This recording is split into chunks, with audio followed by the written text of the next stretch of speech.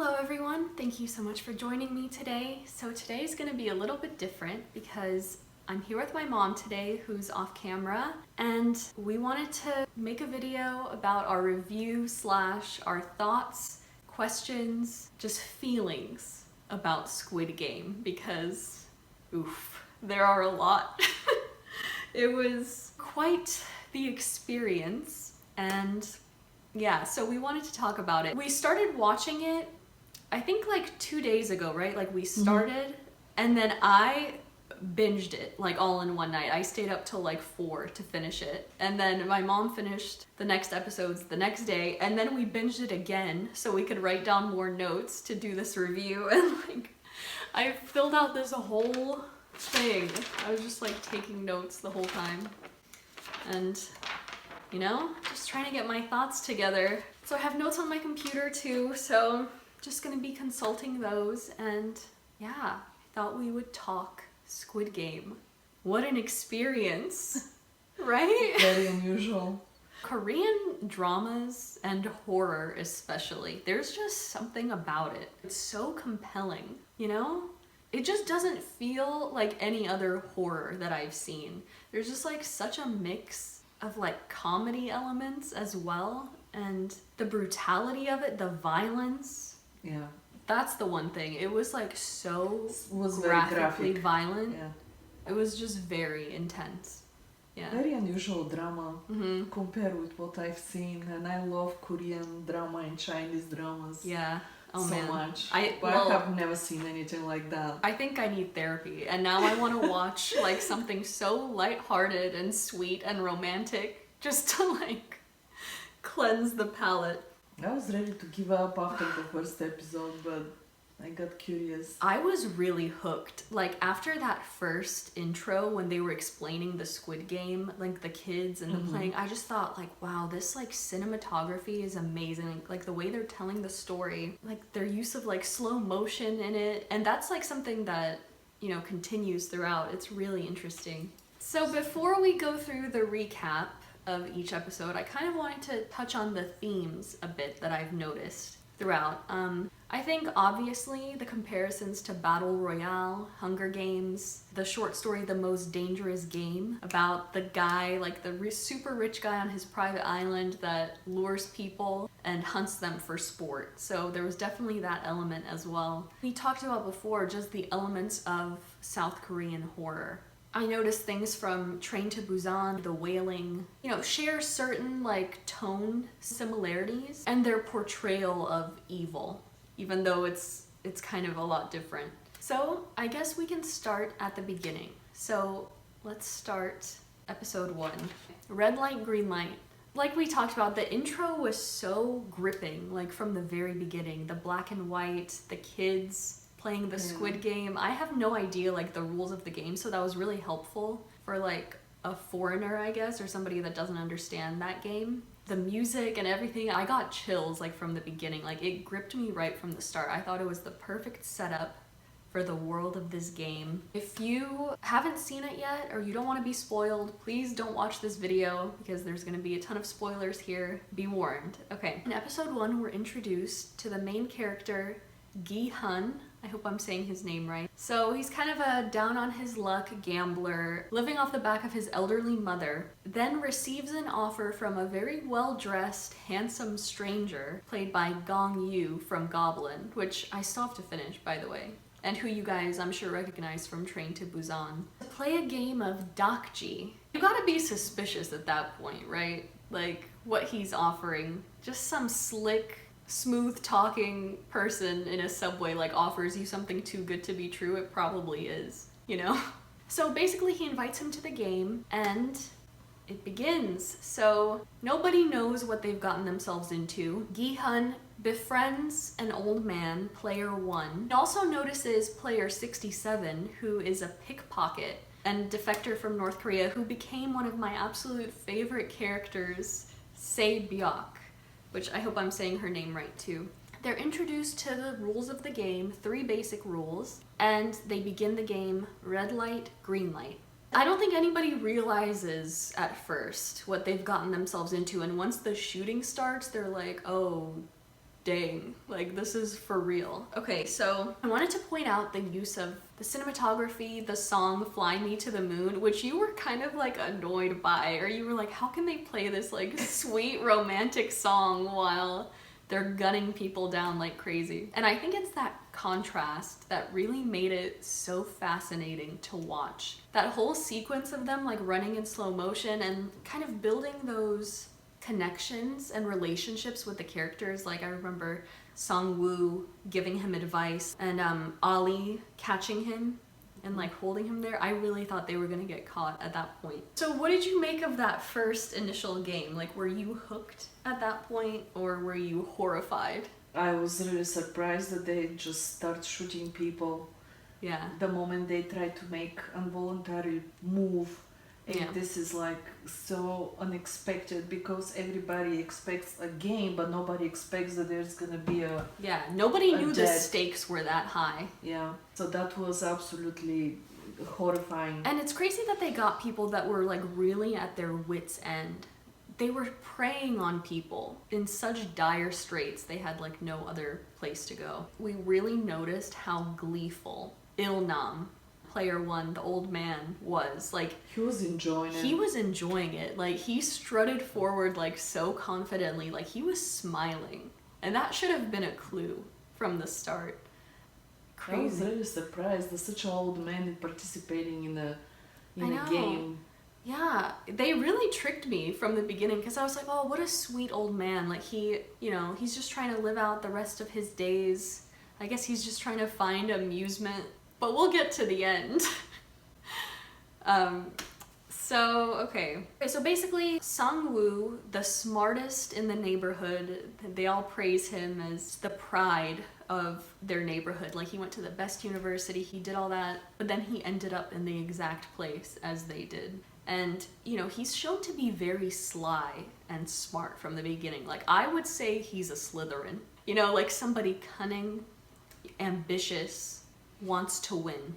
Everybody inside those participants for the game, they were just like people having debts and being at the end of their... The end of their rope. Yeah. Sang-woo realizes there's a loophole, like people start begging for the game to stop, and he says if the majority of people vote for the game to be over, then the game is over. So that initiates a vote, and it's kind of pretty evenly mixed, which we were surprised about. And then it all hinges on the vote of the old man, player one, and we were for sure that he was gonna keep playing because he was like the only one that was like enjoying actually the game, and even with all the people dying like flies around him on the field. That really subverted our expectations in that way. So the game ended, they went back to their lives, but things weren't really better for them.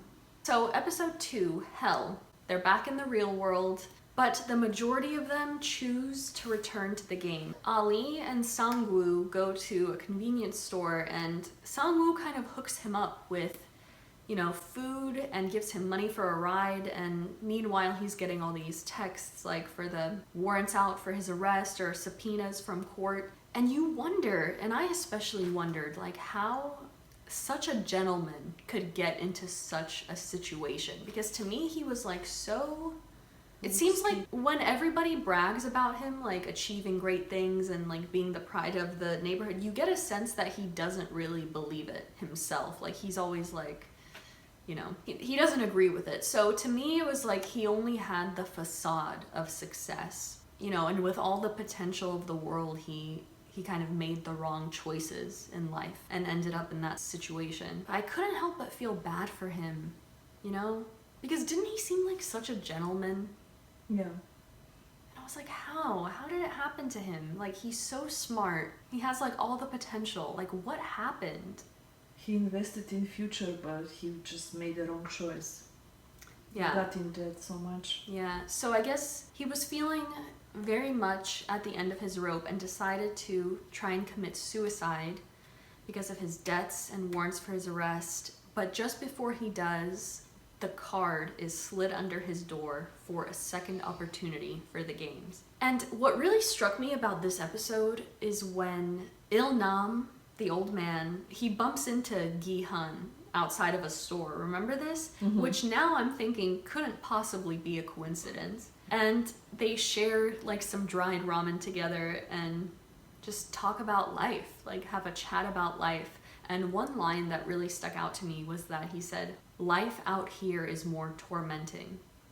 So I was like, wow, that's kind of crazy. Because I guess when you get a taste of that, like what you can achieve, why would you go back to living your simple old life, you know?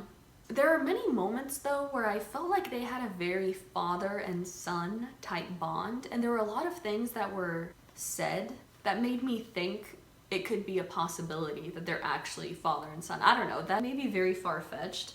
So that was episode 2. Wait, Mom, I didn't say anything about the guards yet.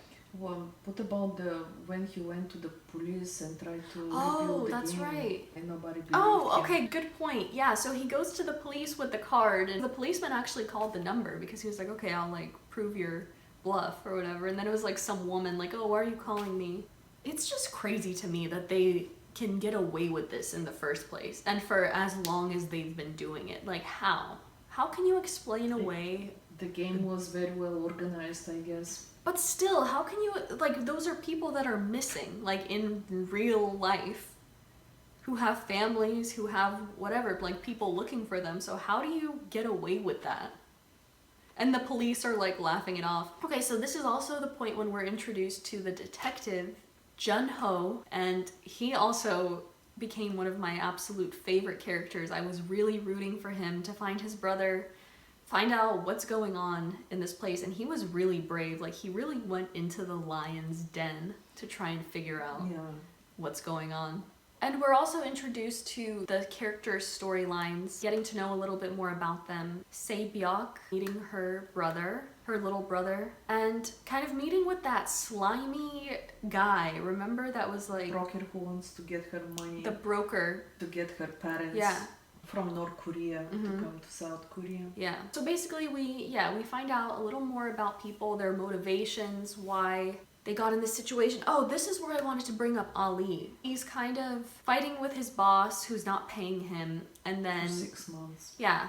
But for me personally, I mean, yeah, it was crazy because he like got, by accident, his boss, you know, his hand got stuck in the thing. But to me, Ali, he seemed so like naive and sweet, and I don't think he was like cut out for the games. But plus, I don't think he was in such a terrible situation as the other people were. He had a lot to live for, you know? He had like a wife and a kid, and like, could it be possible that you could just find another job?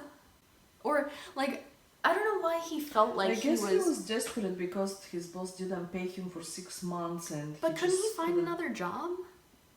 I don't know. I guess at that moment he just decided that maybe that's a good opportunity, just the game, to get access to money. Thank you for reminding me that. Yeah, so we get a look a little more into their stories. So basically they all agree to return and continue the games, but now they fully know exactly what they're getting into. Episode 3, The Man with the Umbrella. So here's where it starts to get very psychologically interesting. So okay, so the detective, my favorite character also, the detective manages to sneak on the ferry and assume the role of one of the soldiers. So we have no idea who these people are, how they got there. They're not allowed to talk to each other. They have designated ranks. Some of them have square, triangle, and circle to denote, I guess, hierarchy or status. We don't know what their deal is, you know. Why their faces are covered completely. Why they're always covered, why they're wearing pink or red. Like, I feel like that may be significant too. Like, I'm gonna touch on that, like, in the themes, I guess, but... I think it's a red suit. Red suit? Yeah, and the players are wearing blue, right? Yeah. So, okay. Do you know what I wanted to tell you? A theory about this, if you're interested. I read a theory online that said the guy, the recruiter that plays with them, he plays with a red and a blue cardboard, remember? So it's like the Matrix, like red pill or blue pill kind of thing. Because I guess it depends on what they choose. If they choose to play blue, like Gihan, he becomes a player. Maybe if they choose to play with red, they become a soldier because they're trapped like all the same, you know? Isn't that interesting? Yeah. Yeah, I read that online and I was like, dang, like that is legit. Like I didn't even think of that. But it does like have callbacks to the Matrix in that way, I thought. So basically they start like forming teams, like kind of Getting to know each other. yeah, getting to know each other a little bit, like teaming up, but not exactly. So Se-byok sneaks around the vents and she sees them melting sugar, but she doesn't know because since she's a defector from North Korea, there's like a lot of South Korean things maybe like she doesn't understand. She doesn't know what's going on, but Sang-woo comes up to her and asks her what they were doing, and he's able to deduce, or at least suspect, that they're going to be playing the honeycomb game because of the shapes. They tell him to line up behind a shape, and he knows exactly. There's a point when you can tell that he realizes what's happening, and he still recommends for them to split up. And I felt so bad because it's like during this time when Gihan is like still praising him, he's like, yeah, he's so smart. You can't put all your eggs in one basket. And meanwhile, he's betraying them. And you can see it on his face. So he still like has some humanity left, but not enough to actually tell them. So basically, he picks the easiest shape for himself and lets them pick the much harder shapes, especially the umbrella, which he's horrified by when Gihan picks it. Shows the struggle about how to separate each triangle or circle out of the whole thing without breaking the pieces.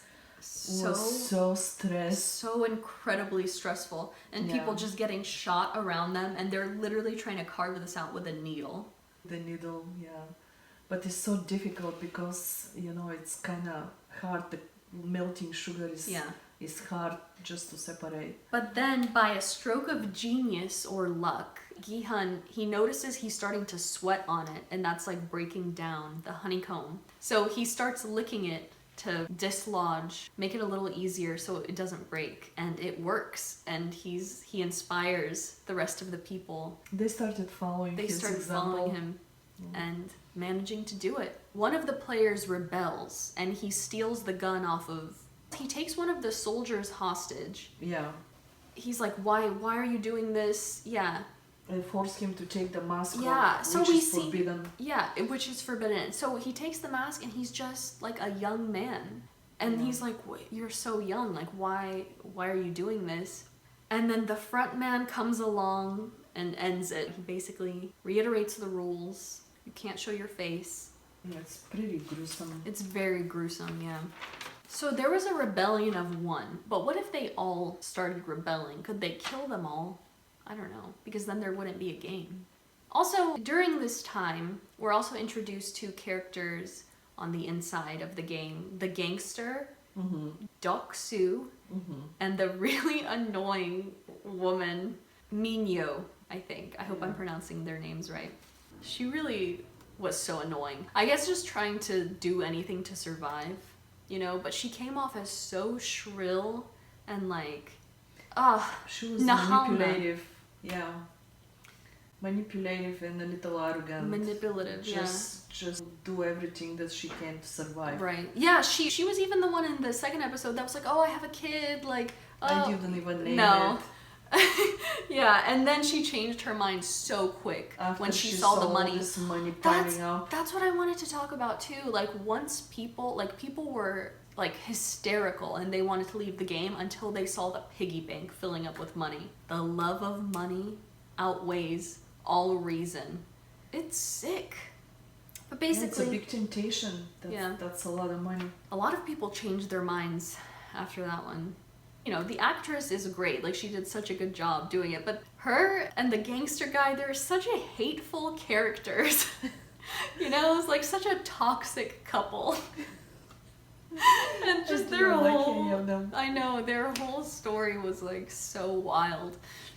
But basically, they do gangstery things, they skip the line. Try to steal each other food. Yeah, they skip the line and steal people's food, which, come on, things are bad enough. Like, you can't The tension is rising. Tensions are rising. They end up killing the guy, the poor guy that just wanted his like soda and egg. An egg, yeah. They try to create violence between them just to eliminate most of the players. Yeah. And that makes them weak. You know, whoever is weak is just easily eliminated. Yeah. So the point is for them start fighting with each other. They're trying to like provoke discord among the people and among each other. So it's like more levels to the game. Like this is more like psychological warfare. Yeah. Because you got to sleep with one eye open. You know, it's lights off, and it's just gonna be like a crazy all-out brawl. When they start fighting during the night. And kill each other was so unexpected. I have. Oh my god, it was so brutal. It was so hard to watch. Yeah. Like that's the thing. The violence made this show so hard for me to watch. It was very graphic, yeah. Yeah, so, and this is something I noticed on a second viewing. So, wait. Didn't you want to say something about the doctor? How he got that? So my mom made a really interesting observation. So at this point, we're also introduced to a doctor in the game who's he has a side hustle with some of the soldiers, which I don't know how they're pulling this off, by the way. In exchange for harvesting organs, which I don't think we see until later, but they're giving him clues about the future game. So they gave him a clue in the food about the honeycomb game and like the muffin. And in this one, when they got the egg, he opened the egg and it was inside the egg. Like it was inside the yolk. And my mom was like, how did they put it in there? And then like, because the egg wasn't cracked. But for real, because I was like, how? It was very interesting. I don't know, maybe they injected it with a... They injected it or like put a little like hole in it. Yeah, it was so weird. I was like, how? The message is pretty thick piece of like a paper. It's a pretty thick pink paper. I don't know. Maybe they didn't notice that somebody's gonna notice that. Yeah, I don't know. It was so that was just a funny thing that we noticed. But yeah, so basically the game isn't disturbing enough, so they have to bring out the worst in humanity. And it kind of reminded me of a line from Joker. Like this whole thing, it's like, I don't know, it's just like seeing how far people will go. It's like playing a game with people. Just like when the chips are down, these civilized people will eat each other. And actually all this brawl during that night made the people like stick each other into a team. Yeah. So they can kind of defend themselves against the brutality of those gang people. Exactly. So our gang of underdogs stuck together. I love them so much. Like that team of people. This is when we're introduced to the next game. My absolute favorite sequence in the whole show, the tug of war episode. Basically, they team up. They don't know what kind of game they'll be playing. And they try to find like more men for the team. And they end up just finding like more girls, and Minyo like shoves herself into the team. She's like, oh yeah, what are you gonna do with these scrawny girls? Because nobody wanted her anyway. Yeah, because she was so annoying. And so nobody wanted her, so she ended up stuck on their team of the underdogs. And much to their horror, when they find out the game that they're playing, you know, things really start to like settle in, the fear. Obviously, they were in a really dire situation. And on the way up, I just thought it was so brilliant. The way the old man was explaining how he used to win at the game despite being the weaker team. The strategies, like as they were going up in the elevator. And pretty much everybody was hopeless at that point. And it was so incredibly done. Like the amount of suspense that they generated with it, the camera work like from above, especially when they were doing the motion where they were like leaning back, just holding out for the first 10 seconds, remember?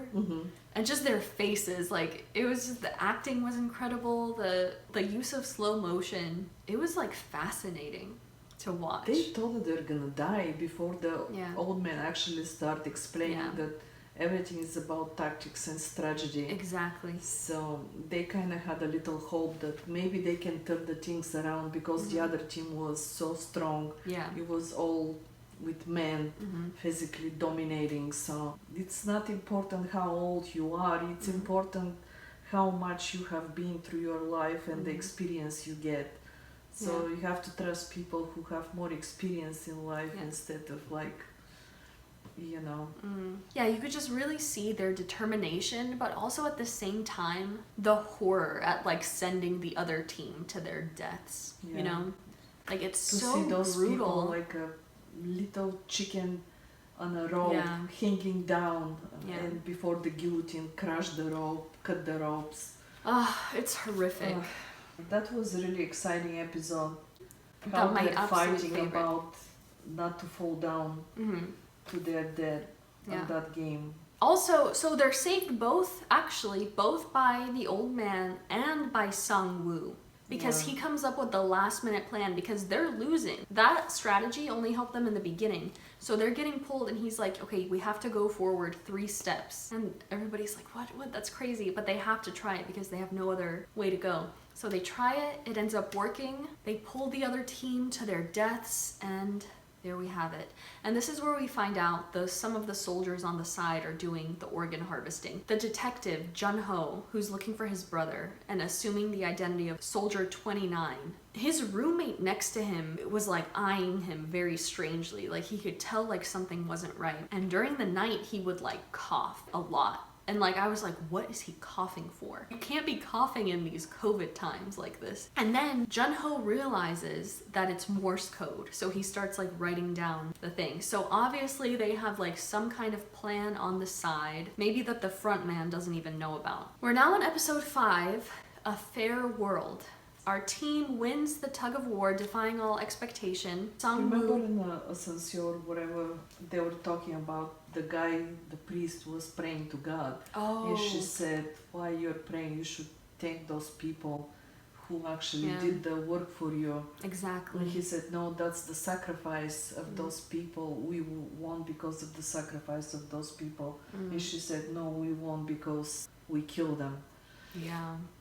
That was powerful. Yeah, the dynamics between them and like the religious guy and Ji Young, I think was her name. She was a really cool character. I really liked her character too. That was the episode wherever they were showing actually harvesting the organs of those who died. Where the front leading person noticed that there is intruder. There were a lot of them. Facility. Sorry, there were a lot of them working together because a lot of people were like deleting the footage too on the camera. So they were all like working together somehow. But so then the doctor got like really angry and turned on them because he kind of formed an alliance with the gangster group and they were gonna get him if like he didn't say what the next game was gonna be. Basically what it showed us, there's no honor amongst thieves. You know, everybody's backstabbing and betraying each other. Remember the guy, he was like, oh, it's a big deal if a player goes missing, but not at all if a soldier goes missing. So who are these people? Like, who are they? We don't know. We still don't know. So the front man finds out their scheme and executes them with no mercy. And he basically goes into this like monologue about how they ruin the most important aspect of the game, which is everyone is equal in here. So when they play the game, everyone's under the same conditions because they suffered inequality in the outside world. So in here, they can finally have equality. And it's kind of like a very twisted morality. Just chaos, but fair, in a way. Meanwhile, Jun-ho, the detective, looking for his brother, he manages to break into the office of the front man. He finds files dating back to 1999, which is something I really wanted to talk about because how is it possible they've played this game since 1999? Was the same person behind it since the beginning? Was it Il-nam from the beginning? He also discovers that his brother won the game in 2015. So he found a list of the winners and his brother. Here's another Easter egg that I found from someone online. When he was checking the players from 2020, player 1 was missing. There was no page on player 1 because Il-nam didn't need to keep a file on himself, obviously. So it starts at player 2. So I thought that was a very interesting little Easter egg that they put in there. Yeah, so he won in 2015, but what I'm confused about is why is he only looking for him now? So he only went missing in 2020. So is this year his first year as the front man? Like, presumably he's been involved in the games leading up to this. Did he not go missing before? It's weird. They didn't clarify that so much. Yeah. And also, I had assumed like his brother was younger because when he was looking for him and he found his apartment, which I thought was a dorm room because of how small it was, and he found the box with the bow that they use for the like caskets, I guess. Yeah. And the card in it, I had thought he was like a college student because I was like, why is his dorm is tiny. And then he was talking to the woman, he was like, oh, I'll pay his rent. Yeah, I'll pay his rent. Remember? Mm-hmm. And it's like, if he won the game in 2015, is he not a millionaire himself? Surely he's a millionaire. So why does he live in such a small apartment and not paying his rent, but being the front man in the games? That's what confused me. That's a theory. Okay, episode 6, the game of marbles, which, God, they got me. They got me good, because I cried over them, like, bad. Especially Il-nam. I felt so bad for that sweet old man, and little did I know they were gonna pull the rug out from under me like this. Okay, so I wanted to say also, this episode felt especially evil because of the bonds they had made together. It felt like such psychological warfare because they ended up partnering with people they got really close to, like the man and his wife partnered together. Gi-hun was about to partner with the math teacher, remember? Like, the math teacher was like trying to talk himself up, and then he thought that Il-nam would get eliminated since nobody picked him because he's like the old man. He just assumed nobody would pick him. So actually he ends up picking him as his partner, and meanwhile everyone leaves the annoying Minyo, you know, because nobody wants to be her partner. So she's the one left out, and she's dragged away to what we assume is her death. Yeah. But it's not. We later find. That was surprising. That was surprising. People think also that was like a loophole for Il-nam to get out of the game unscathed, because he assumed nobody would pick him, right? So he was like, that, and that would be it, and people would just assume he died or something. But really, he lived. But that's a rule, yeah, like, so the kids don't feel left out.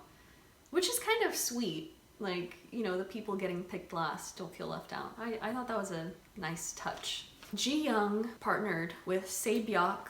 Oh, I really loved their bond. They seemed like very similar to me. And I guess she didn't feel like she had much to live for. So she felt comfortable sacrificing herself for Se-byuk because she had a family, she had a brother. So yeah, I thought that was really sad. And what surprised me, really surprised me, was Sung-woo playing with Ali. So he didn't hesitate for 1 second to like get into survival mode and act in his own best interest. It was contradictory to me because it seemed like he was so ready to end it all. In episode 2, he was like so ready to like give up his life, and now it's like he realized like he can't do it. And he betrayed survival instinct. Exactly. And he betrayed the kind, sweet, naive Ali. Yeah. It was heartbreaking. Yeah, that was really difficult to watch. How did he let him get the switch it out like that? Into the that was so cruel. And to walk away and not even look back. Remember, he didn't even look. He was just like, yeah. And basically, okay, so people's true colors are like really beginning to show under pressure. Gi-hun even, like, because I guess Il-nam, I don't know if he's putting on a show for this, he must be, at least a little bit. But I thought he was just like really betraying his, you know, dementia by just really manipulating him in that way. He didn't want to, because remember how he started crying. Yeah. He didn't want to do it. He didn't want to, but he did. He didn't want to do it at all, but that was like, it's gonna be him or the old man. I guess he just figured the old man lived his life, but it's still so sad. Like, it made me cry. Like, the actor's performance was amazing. Both of them. Like, I mean, everyone in general, but like in that specific scene, like, just the bond that they had built up until that point. And like just looking out for each other only to betray each other like this. Yeah. Oh, it was heartbreaking. Yeah. Was amazing scenes between all of them. The two girls, the pickpocket girl and the other one. Very good acting from all of them. Very good. Amazing. I cried so much for that old man. I was like, I can't believe His state of mind was deteriorating. Like, he didn't know what was going on. And I just felt so bad for him. And then, look what happened. Look what he did.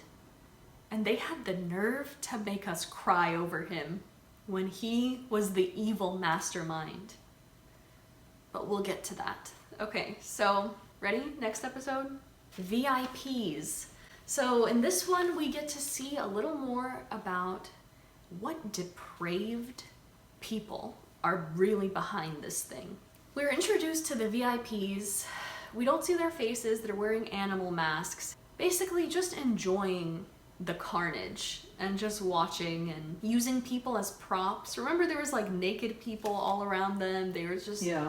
It's like so vulgar what, like, think they can buy people and use people as props, watch them kill each other for their own amusement, be dirty, old, scummy, nasty dirtbags that tried to get okay, so the detective went undercover as a waiter, and then one of them, like some dirty old man. Remember? Yeah, that was disgusting. Oh, it made me so mad. I screamed. I was like, I can't believe this. Why were they entertaining those scummy rich people? Like, if they're so, like... Because they pay money so to participate and to enjoy it, their sick pleasures. But why? Because it seemed like Il-nam and the front man, they at least had, like, in whatever twisted way you want to put it, like, pure intentions for the game. Which sounds so off when I say it out loud, but yeah, they had like, they were doing it for, the sick amusement, obviously, but also to like create that feeling of nostalgia, right? Like that's, he admitted that on his deathbed. So they had, to me, it seemed like they had nothing really in common with those VIPs. No. For Il-nam was just the way to remember the past. Okay. And that feeling, to feel like he's a child. Couldn't he just go to a playground and play like a normal game? Would that have given the same feeling? It's not the same. He has to participate in a game to feel that emotion. But also what I wanted to point out, wasn't their acting so weird? Like something was off with them. I guess they were trying too hard. I don't know. Like, I don't know if they were told to act that way. Just something seemed very uncanny and weird.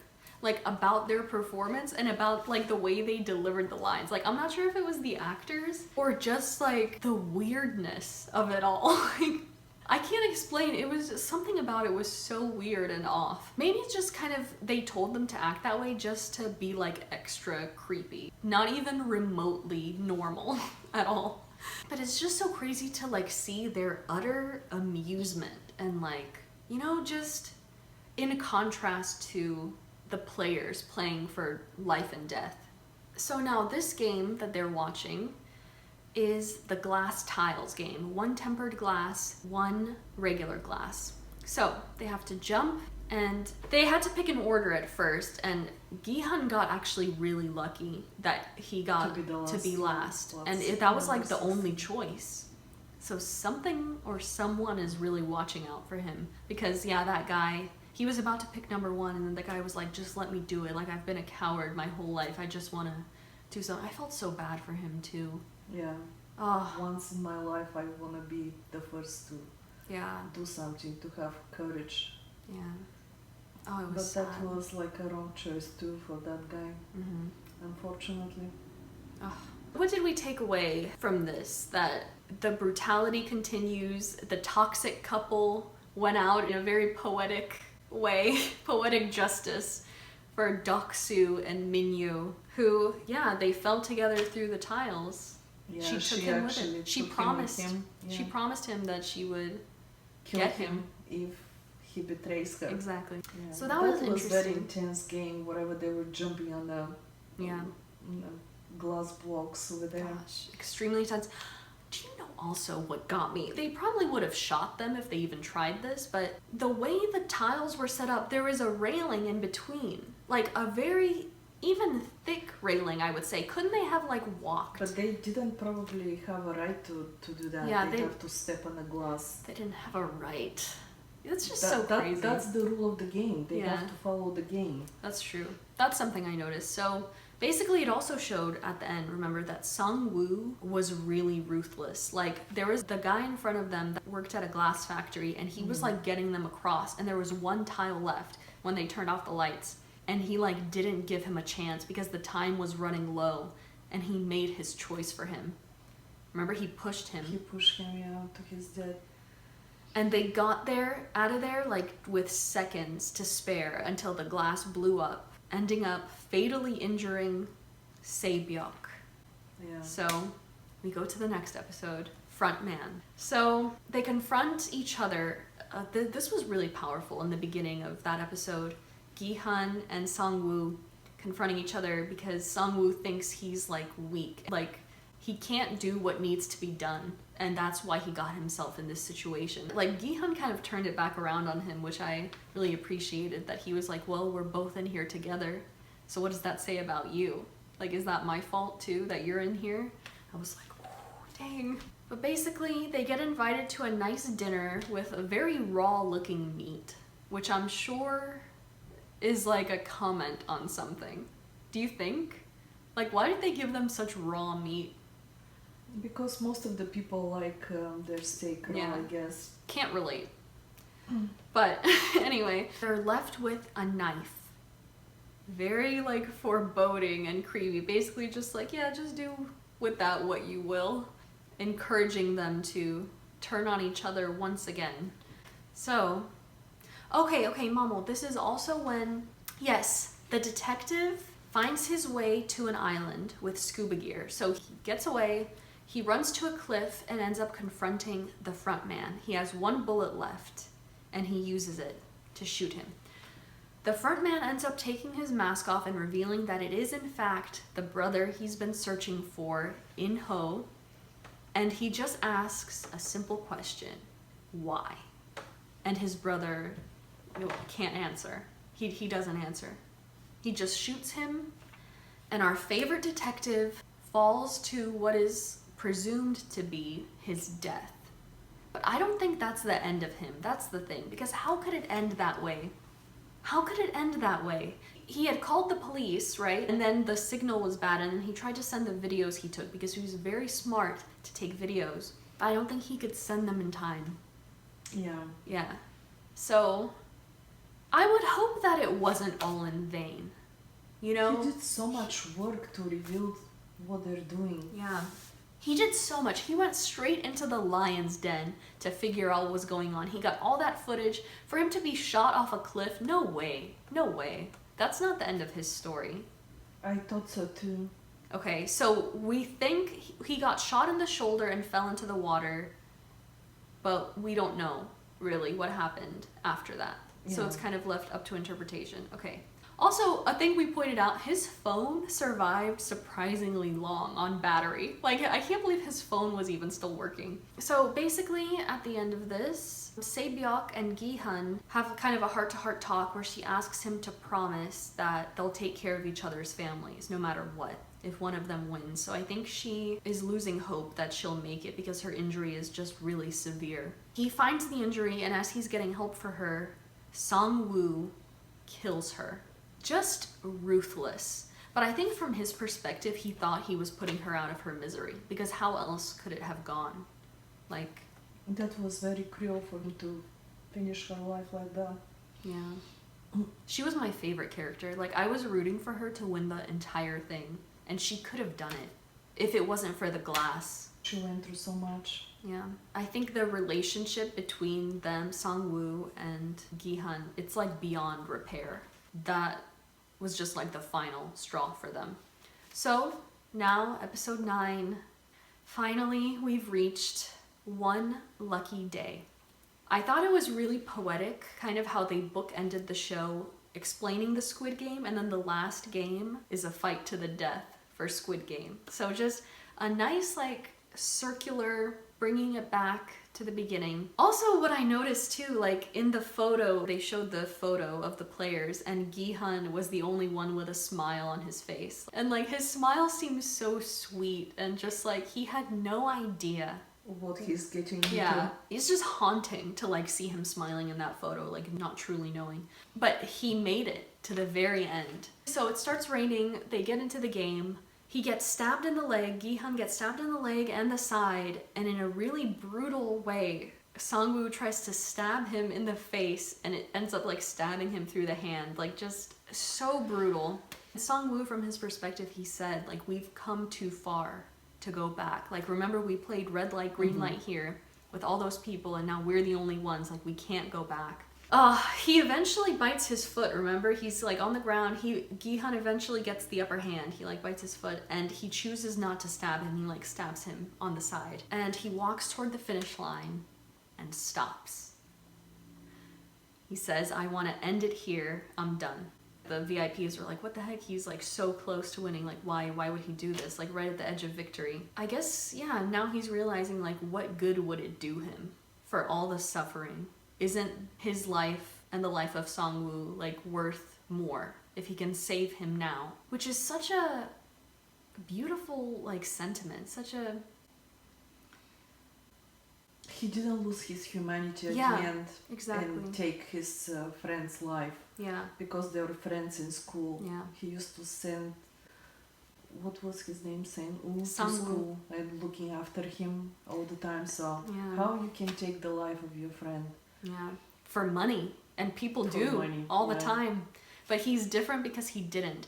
But I don't know, his character was kind of contradictory to me because he would act in such morally upright ways, but then he betrayed the old man too. So I was like, well, which is it? Yeah, he regretted it though. Yeah, he did. He did regret it. And oh my god, Sang-woo, that episode, it really made me cry because he said, he kind of at the end, he was like, oh, remember we used to play in the playground and our parents would call us and no one calls us anymore. And I was like, oh my god. I was like crying so hard. And then he's about to take his hand, but he ends up taking the knife and stabbing himself. I didn't expect that. Didn't expect that either. At all. I guess because, I don't know, how can you go on after that, knowing what you had to do to get that money? And that's what he struggles with. But probably his friend, the guy who actually won the game, maybe he would help him. I mean, even if he stayed alive, but I don't know if they're they'd gonna surely kill split him. the money, right? Or nobody would I win. had the feeling that they would kill him, even if he didn't kill himself. Well, you know, the people, he's losing the game, so they're probably gonna shot him anyway. Yeah. So, Well, I got the impression like Gi-hun, he was ready to give up all the money to save his friend. yeah. Which is really powerful, just considering that he wasn't swayed by the money in the same way people were. And I actually wanted to talk about that too. I don't know if here's the right place to do it. But basically, the game is over. Gi-hun wins the money. He's blindfolded in a car with the front man, and he asks why. It's revealed, you people are horses. You're entertainment for us. It was chilling the way he described it, just with such a like a stoic, just like, yeah, you like horse racing, right? You're like a horse. And I wanted to see how far you would run. Like, I was like, ooh. They didn't accept those people as human beings. They just were only like participants in the game. That's it. Just for their own sick Pleasure. amusement. Yeah. It was a wild thing. But it's not over yet.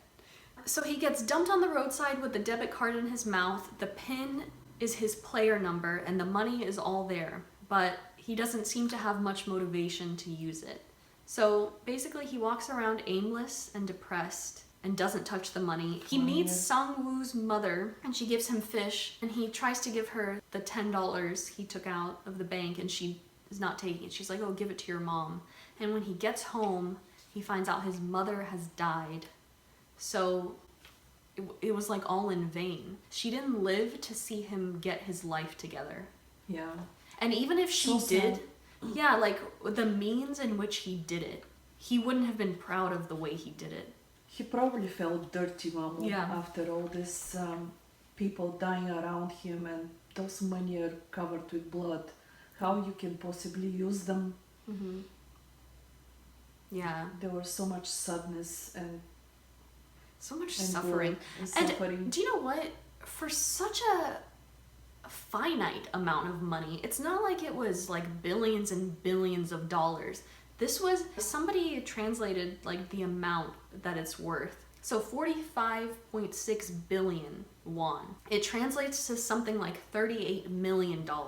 For $38 million, is it worth, like, that amount doesn't seem to match up to me. I mean, that's a lot of money to me, but like for what they were asked to do, and like for the amount of wealth people have in this world, like if you think about like the Jeff Bezoses and Bill Gates, Elon Musk, like they probably make 38 million a day.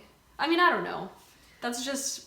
For a very poor guy, that's a lot of money. For a poor person, yeah, that's a lot of money. But I'm saying, like, it was just another slap in the face of like what everyone each they thought were individually worth. And somebody translated it, each contestant's value was $84,000 for a human life.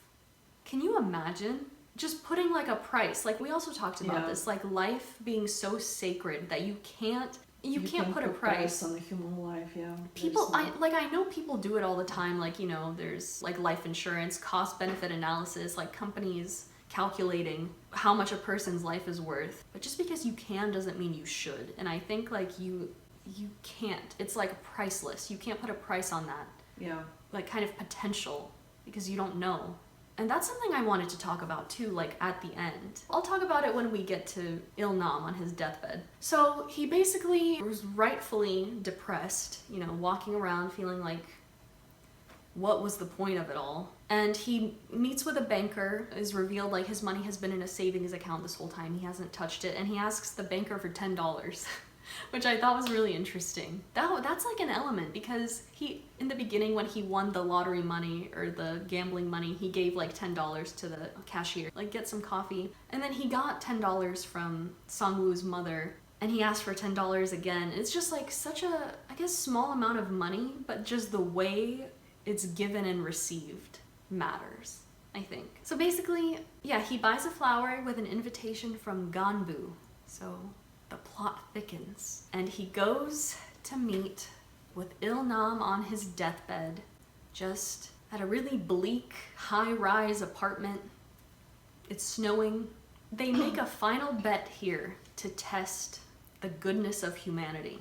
Il-nam revealed himself that he never trusted anyone, and he wanted to test if humanity had any innate goodness. So they make a bet on the homeless man outside. If somebody helps him before midnight, you win. And if nobody does, I win. So, you know, Gi-hun is just rightfully incredibly shocked, asking him why he did this. And the acting from the both of them is so incredible.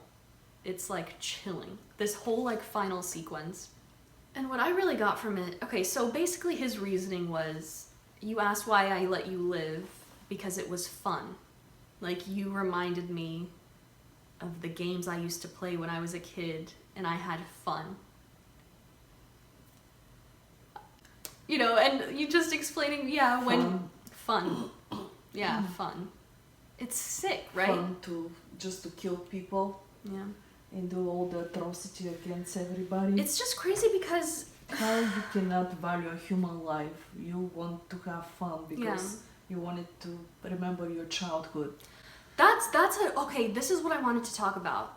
On his deathbed, you get the sense, you just see him like very frail. Like all the money he made in the world, you can't take it with you. And those feelings, like the nostalgia of youth, you can't buy that. That's priceless. And you often can't recreate it, no matter how often. So by the time you realize those were the best years, you can't get them back, no matter what you do. I just thought that was like a really nice touch, because I don't think there's any old rich person in the world that wouldn't trade it for a chance to be young again and like feel that like potential of youth that is truly priceless. Like, you cannot put a price on that. What was it all for? Just that feeling. What cost? At what cost? And like being bored, just the way he said it, like, oh, once you reach, you know, I was bored. Once you've tasted everything, bought everything, all the food and drinks, it's all worthless. Okay, if it's so worthless to you, if you have that much money, and this is what we like really went crazy about. I was like, why can't you do something good?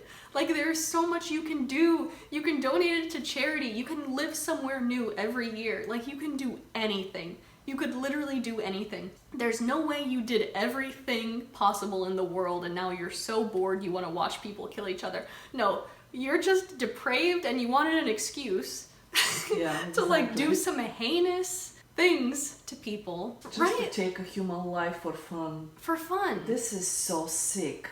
This only a sick mind can come with something like that.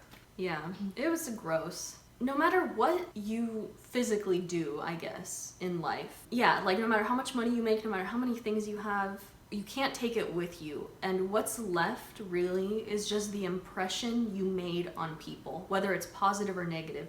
Like if people remember you doing good in the world, you know, whatever, doing bad, that's all you have control over. Like the qualities like honor, decency, kindness, fairness. The impression you make on others, like how you make them feel, and the impact you make on the world. Like that's all you have. And to choose to just leave such a stain on humanity in that way, it's like so crazy. Like why not just try and make the world a better place because you're in it? Nobody's gonna know that was him who was creating the game. Maybe they never thought that this game is going to be revealed. Yeah. Nobody's gonna know in public who are those people and what they were playing, and all the people that died. Everything was so secretive and protected. So I don't know if this is even going to be revealed in a real world. But that was a wrong choice anyway. But I guess like you could see like by the end monologue like where he was coming from. Like what more fun is it to watch the game than to play it? So like that was his objective. Like he wanted to create that feeling of fun. But what I don't get is that's not exactly the same feeling. Like it doesn't add up. Nobody's getting shot as a kid playing red light, green light. Exactly. The stakes aren't that high. And that's another thing that really made me mad. If him and the front man, they seemed like such a purist for the game. Like the quality of the game, it has to be pure. Everybody's equal in here. But he wasn't equal. Because if it really was, he would have been dead after the marbles. But no, he plays by his own rules. And ultimately, that's what the rich people do anyway. Yeah. Maybe it's all fair, it's all There's fair. There's always exceptions. But meanwhile, yeah, they accept themselves. It's rules for thee and not for me. You know? Okay, and so by the end, someone does come help. And Gi-hun was right. But I don't know if Il-nam got to see it. In humanity. There's still goodness. And he proved it. The way he played the game was so different than everyone else. Yeah, he saved his humanity. Yeah, he got to maintain his humanity, but I don't know, it still didn't help him feel like any better for what he did. But yeah, I mean, I guess what I wanted to point out then is that I think they realized at the end maybe there's really something beautiful about the simplicity of life. The best things are things money can't buy, like friendships, like true friendships, like a sense of purpose. That is what those rich people were lacking. Because why would you just resort to such a depraved thing for your amusement? Yeah, and you have to think about like what that experience does to somebody like on a soul level, like on a spiritual level, you know, like how can you live with yourself after? I wonder if Sang-woo would have won. Yeah, he would have escaped his debt, but yeah, like at what cost? Like the cost is too great. Bob Marley, this is what I wanted to mention, just had like a really brilliant thing that I think encompasses this whole show, which is don't gain the world and lose your soul. Wisdom is better than silver or gold. Isn't that? That's very well said. Beautifully said by Bob Marley. And yeah, I mean, that's really it. That's like all you can take. What do you say about his last decision when he decided to go to America? Oh, okay. Yeah. So basically, like at the end, yeah, so just before then, he snaps out of it and he goes to find Se-byok's brother and he leaves her with Sang-woo's mother with a suitcase full of money, and then he's planning to go see his daughter in LA when he sees the recruiter at the airport perpetuating the game again. So he's like, this is still going on, this is crazy. He chases the recruiter down, gets in the thing before he can get to him. So he calls the number. I thought it was really interesting, like the thing to have it like on his back on the phone and just say, I'm not a horse. I'm a person. Why Isn't did right. You guys Yeah. do all this atrocity to the others? I think he's really going to... It implies that he's going to go after them. Like, the story isn't over.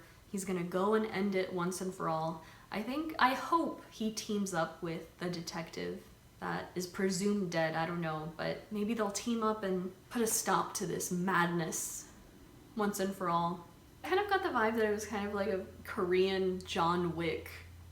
Yeah, he looks like it. Or like a Liam Neeson just like taking on all of them. I'd love to see it.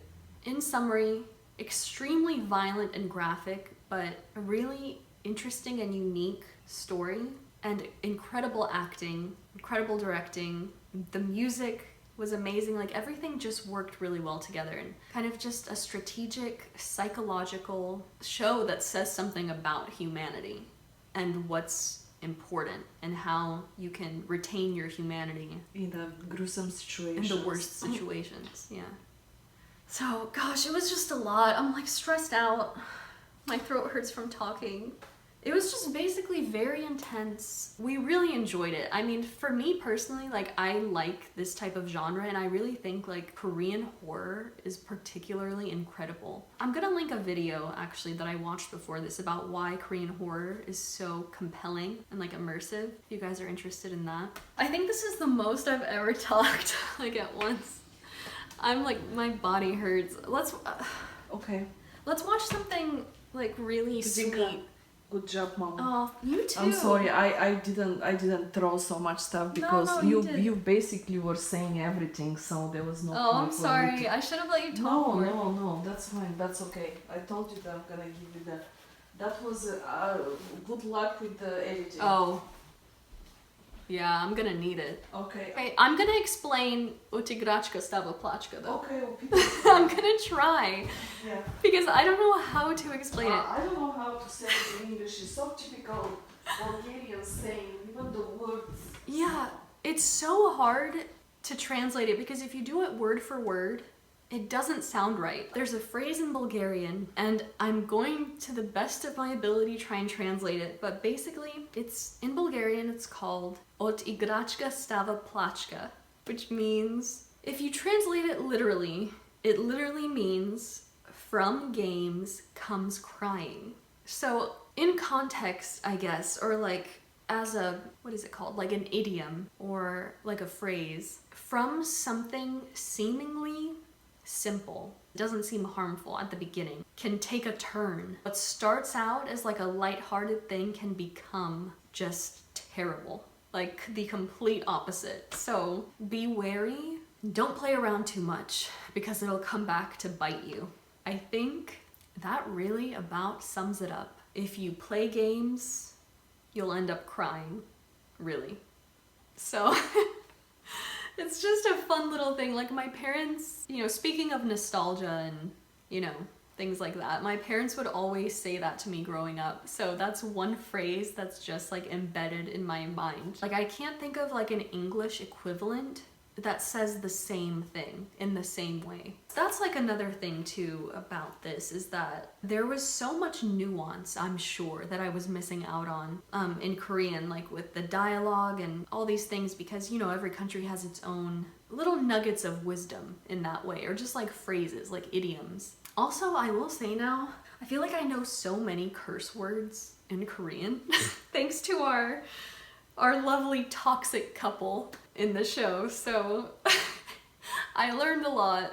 It was a wild, intense ride, but I really enjoyed it, and I feel like I learned a lot from it. And it was a really fun kind of bonding experience for my mom and I to watch it together and just be horrified and thrilled and, you know, just go through all the motions, like this roller coaster of a crazy ride of a show.